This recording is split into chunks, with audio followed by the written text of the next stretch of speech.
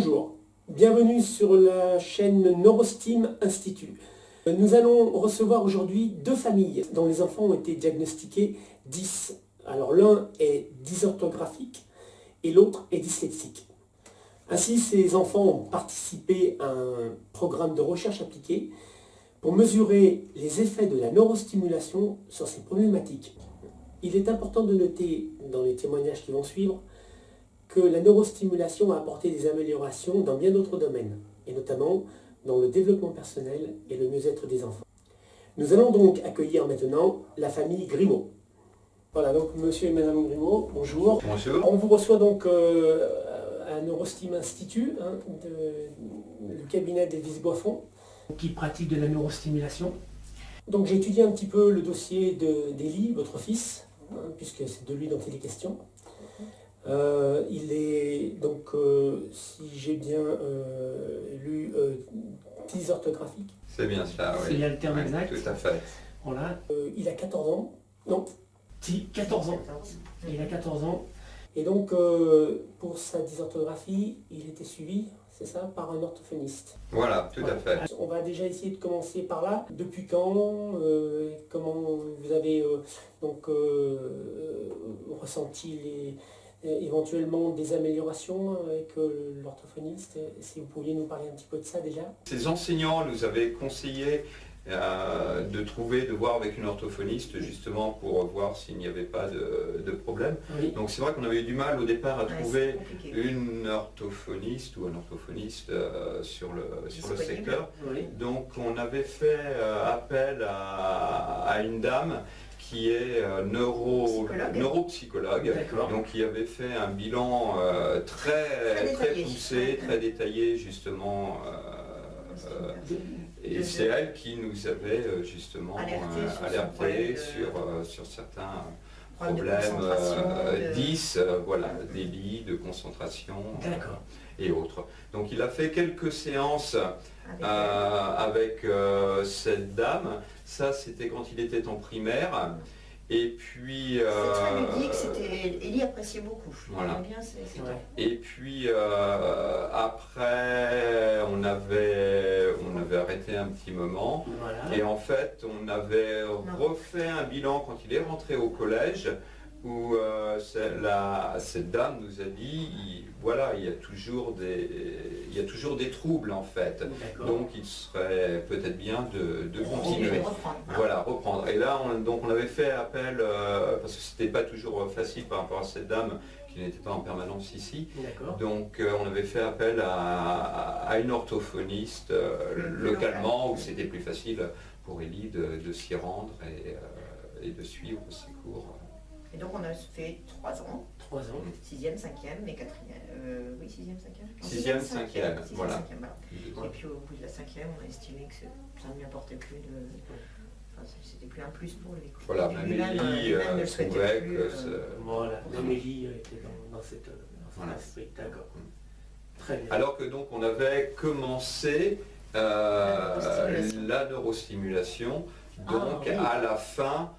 avant la fin de l'arrêt de l'orthophoniste. Voilà, tout à fait. D'accord. Donc, si je comprends bien, il a eu pendant ces 3 ans 2 orthophonistes. Oui. Oui. Avec quelques années d'intervalle entre les deux. Mais voilà, je dirais que l'an dernier, on a décidé de ne pas continuer. Voilà, l'année dernière, à la fin de l'année scolaire, oui, voilà, on sentait que ça lui apportait plus rien. D'accord. Donc on a décidé d'arrêter. Très bien. Donc comment en êtes-vous arrivé à venir avec votre fils à Neurostim Institut? Alors on est arrivé à Neurostim Institut parce que moi j'étais déjà venu ici à Neurostim Institut. J'avais eu connaissance, je souffre de migraine, je souffrais de migraine, terribles qui m'arrivaient régulièrement et ben voilà, on essaye tout. Arrive un moment quand on souffre, je pense que... Donc ce qui sera intéressant de savoir aussi, c'est, vu que vous aviez ces migraines, comment vous êtes-vous arrivé à Neurostim Institut? Alors je suis arrivé à Neurostim Institut par le salon du bien-être qu'il y avait eu à Aubenas, où Neurostim Institut était présent l'an passé. Donc voilà, j'avais eu connaissance, j'avais assisté, il y avait une conférence également donc faite par Elvis, le gérant de Neurostim Institute. Et donc j'avais assisté à cette conférence pour en savoir un petit peu plus et comprendre. Et après, donc j'avais repris contact après cette journée. Et j'étais venu ici pour traiter ces migraines. Et ça a eu un effet très positif. Très positif. Et donc pendant que j'étais là par rapport à ce problème de migraine, j'ai eu connaissance par Neurostim Institute justement qu'ils étaient à la recherche de jeunes pour un programme de recherche appliquée. Voilà. Et donc j'ai parlé du cas d'Eli, notre fils, qui était dyslexique, dysorthographique, pardon. Voilà, il avait été détecté dysorthographique. D'accord. Et, voilà. Et donc il rentrait dans ce programme appliqué des 10. Voilà, tout à fait, complètement. Voilà. Donc on peut noter que c'est grâce à votre ouverture d'esprit, puisque au départ, vous avez été curieux, vous avez entendu parler, vous avez voulu en savoir plus. C'est grâce à votre ouverture d'esprit que vous êtes arrivé chez Neurostim Institute. Voilà, tout à fait. Et puis personnellement, je suis persuadé que dans les neurosciences, on n'est qu'au début et que notre cerveau a des capacités incroyables, qu'aujourd'hui, voilà, on est vraiment, on peut, le cerveau... voilà, on n'a pas tout découvert. S'il y a quelque chose dont on n'a pas tout découvert, il reste beaucoup à faire, je pense que c'est à ce niveau-là. Voilà, moi j'ai aussi donc pu remarquer dans le dossier, c'est que donc, vous aviez fourni aussi les résultats scolaires d'Eli. Et puis j'ai pu lire aussi donc des rapports des orthophonistes. Et qu'est-ce que vous pouvez me dire à ce propos, la différence entre ce qui s'est passé avec les orthophonistes et puis à partir du mois de janvier 2018 où Eli a été suivi donc par le programme appliqué? Alors je dirais que la difficulté d'Eli, donc il y avait l'orthographe, la compréhension, enfin la mémorisation de l'orthographe, et puis un problème de concentration aussi. Eli avait du mal à faire, je dirais, pas deux choses en même temps, mais s'il y avait un petit peu de brouhaha autour de lui, s'il était il y avait du mouvement, son travail s'en ressentait, il avait un peu de mal. Donc ça c'était son souci, il fallait corriger ça, et puis c'est vrai que petit à petit les séances ont permis, je dirais, de le recentrer sur son travail. On a vu qu'il y avait une énorme progression au niveau scolaire. Alors je pense qu'au départ, il y a eu aussi, après quelques séances, il y a eu un développement de maturité sur Eli qui a été incroyable. Alors, 3 semaines, je vais dire, après les premières séances, il y a eu ce développement, nous on l'a vu, voilà, il est passé d'un enfant et en 3 semaines il était un ado, voilà. En pré-ado. Alors avec les séances de neurostimulation à partir du mois de janvier, c'est ça? Il y a eu aussi quelques échanges peut-être verbaux, enfin voilà, un peu psychologue entre guillemets, il y a eu des petites choses qui ont sûrement été mises à jour ou voilà, ouvertement exprimées, et du coup c'est vrai que... Alors ça, dans la verbalisation que fait... Elvis, c'est ça? Entre autres, et puis bon, il y a eu des échanges sur le passé d'Eli, sur son enfance, sur un tas de petits détails qui pour nous étaient anodins et qui visiblement lui ont permis de s'ouvrir et de devenir un grand. Donc toute une démarche, et vous avez ressenti vraiment une progression probante. Oui, tout à fait. Il était beaucoup plus à l'aise à l'école, il y avait plus cette angoisse, je pense, qui était toujours un peu latente de partir au lycée, enfin au collège. On a senti qu'Eli, bon, c'est pas sa tasse de thé l'école, mais il revient le soir pas plus stressé que ça, alors qu'à une époque il avait du mal à s'endormir, il y avait des choses qui étaient... Là maintenant, ça suit son chemin. D'accord, donc c'est cette fameuse maturité que vous avez ressentie. Et... Voilà, au départ ça a été la première chose en fait, après les premières séances. Avant même de neurostimulation, il y a eu cette... Donc, du moins c'est ce qui a été le plus visible pour nous très rapidement. Et après, il y a eu justement cette progression au niveau scolaire. D'accord. Voilà, en termes de comportement, je pense qu'à l'école, il a été aussi, s'est posé un peu, puisque les enseignants nous l'ont fait la remarque. Le directeur a vu qu'effectivement, Élie s'était posé. C'est pas un cancre, mais c'est pas non plus, enfin voilà, il n'est pas le premier de la classe, il n'est pas non plus un petit ange. Et voilà, ça a été vu qu'il arrivait, il ne nous ramenait plus de mots, enfin ce qu'on appelait les mots assignés. Il y a eu, je dirais, une période beaucoup plus calme dans son comportement aussi. Donc je pense que voilà, il a compris qu'il y avait des choses. D'accord. Donc, et alors ce qui est assez étonnant, c'est que même si Élie n'a jamais exprimé, comment dirais-je, le souhait d'arrêter. Parce qu'on lui a à un moment, on se disait est-ce qu'on fait, on continue, pas. Et toujours du bon, oui, je continue. Là, vous parlez des séances de neurostimulation. C'est des séances de neurostimulation. Autant il nous a dit que justement avec l'orthophoniste, ça ne lui apportait plus rien, qu'il n'en voyait pas l'intérêt d'aller chez l'orthophoniste, si ce n'est louper l'heure de cours. Et encore parce que c'est entre midi et deux. Mais par contre, il est vrai que voilà, pour les séances de neurostimulation, on lui a posé la question, est-ce que... Alors des fois il nous a dit, je ne sais pas si ça m'apporte quelque chose, mais il ne nous a jamais dit non plus, voilà, on l'arrête parce que ça m'embête plus qu'autre chose. Voilà. Il n'a jamais éprouvé ce désir. Non, tout à fait. Je pense que ça doit, voilà, ça lui fait du bien. Et là donc il continue des séances de neurostimulation. Voilà, aujourd'hui il continue encore, ça fait aujourd'hui 1 an, donc c'est vrai qu'on avait démarré avec 2 séances par semaine, maintenant on est à on a une séance par semaine, voire un peu plus des fois. D'accord. Donc si je résume un petit peu la situation d'Élie, pris en charge par 2 orthophonistes successivement pendant 3 ans, c'est ça. Voilà.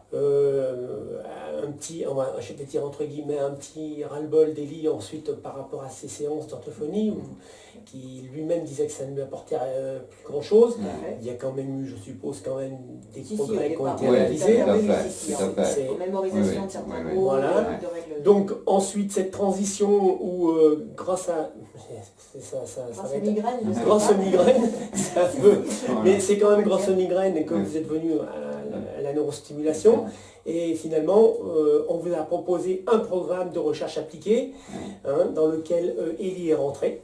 Tout à fait. Donc suivi par Élise Goiffon avec verbalisation au départ pour faire émerger certains petits soucis qui vous paraissaient anodins et qui en fait ont fait que Élie s'est ouvert, s'est épanoui, et les séances de neurostimulation qui ont aussi apporté une maturité qui n'existait pas avant. Voilà, c'est bien tout ça. à fait.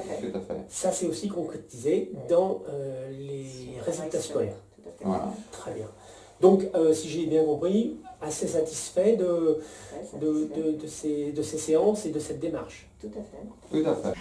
D'ailleurs, on vous a ramené le compte-rendu du dernier bilan en fait orthophonique d'Élie, où l'orthophoniste en conclusion disait Élie n'a plus de difficultés sur le plan de la lecture, sa vitesse de lecture s'est normalisée ainsi que sa qualité de lecture.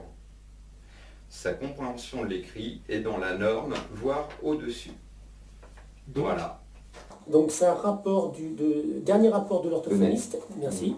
Dernier rapport de l'orthophoniste, c'est ça? Voilà, là, tout à fait. Il avait déjà fait commencé la neurostimulation. Et la neurostimulation, voilà, c'était déjà... Oui, alors c'était la dernière année. C'est ça. Voilà, c'est ça. Il avait fait 6 mois de neurostimulation. D'accord. D'accord. Et donc au bout de 6 mois, on peut déjà avoir ce résultat, en plus qui a été donc constaté par l'orthophoniste. Voilà, tout à fait. Qui n'était pas au courant qu'il faisait de la neurostimulation. Non, on n'en a jamais parlé. C'était la façon justement de vous prouver que la neurostimulation était en mesure de corriger ces troubles et voire peut-être même les guérir. Justement, pour terminer, vous seriez partant pour recommander la neurostimulation. Et il serait même souhaitable, j'allais dire, que l'on puisse retrouver des cabinets Neurostim Institut partout sur la France. Alors justement, Elvis Goiffon, donc, qui est le gérant de Neurostim Institut, qui a même créé ce concept, eh bien, fait des formations, justement. Et il est en train de former, je crois, 4 personnes actuellement qui souhaitent ouvrir un cabinet. D'accord. Tant mieux, parce que ça fait profiter au plus grand nombre, Et voilà. sans accoutumance, sans problème de médicaments, sans rien. Donc je trouve que c'est plutôt positif, c'est que du bon. C'est ça. Mais écoutez, monsieur Grémaud, je vous remercie beaucoup. On va voir avec Élie un petit peu ce qu'il aurait à nous dire sur le sujet. D'accord? Très bien. Merci. Merci beaucoup. Alors, avec toi, Élie, on va, je vais te demander, est-ce que tu te sens capable de me parler un petit peu de tes années d'orthophonie, hein, et puis ensuite la neurostimulation, qu'est-ce que ça t'a apporté en plus, puisqu'apparemment il y a eu de meilleurs résultats. D'accord? D'abord, qu'est-ce que tu aurais à me dire là-dessus? Au début, avec l'orthophoniste, au début je sentais que ça m'aidait, mais plus le temps il passait, plus j'augmentais en classe. Je sentais que ça m'apportait plus grand chose. Et du coup, c'est là qu'on a découvert la neurostimulation. Oui, ton papa nous a expliqué tout à l'heure comment vous y êtes venu, d'accord. Et du coup, j'ai senti que ça m'apporte, que mes notes s'amélioraient et que Est-ce que toi tu te sentais mieux? oui. Oui. Un petit peu, j'étais plus calme. Oui, parce que tes parents tout à l'heure m'ont parlé un petit peu qu'il y avait eu vraiment un progrès au niveau du comportement en cours, Oui. en classe. Parce que avant, j'étais pas très sage Et pas très concentré aussi. voilà. Bon, je veux pas dire que je suis très sage en ce moment, mais Oui, mais ça, c'est mieux. c'est mieux. Donc, et surtout, tes parents ont apprécié aussi le fait que tu aies de meilleurs résultats scolaires aussi. Oui. Ça, tu l'as senti aussi. Oui. Ouais. D'accord. Donc, les séances en elles-mêmes, tu peux en parler un peu, comment ça se passe? Oui, en fait on a un casque et des lunettes. Oui. Et en fait c'est des lumières, enfin, on ferme les yeux et c'est des lumières qui rentrent dans notre cerveau. D'accord. Et au niveau du casque, au niveau de la sonorité, qu'est-ce que... C'est de la musique. C'est de la musique. Ouais, enfin plus de relaxation. D'accord.